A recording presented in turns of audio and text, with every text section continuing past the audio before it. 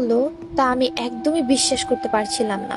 তিনি বললেন দরজা নাকি শুধু চাপানো অবস্থায় ছিল, আর আমি নাকি ড্রয়িং রুমের ফ্লোরে অচেতন অবস্থায় পড়েছিলাম।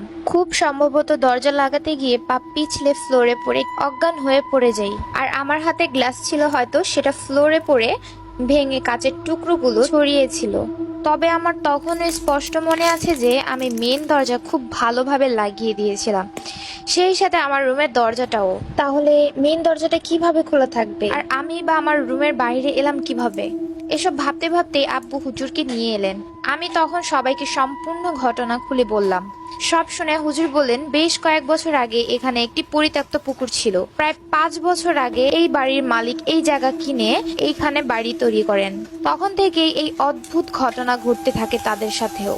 বেশ কয়েকদিন এভাবে চলার পর তারা একজন হুজুরকে ডেকে 3 বছরের জন্য এই বাড়িটাকে বন্ধ করেন। তবে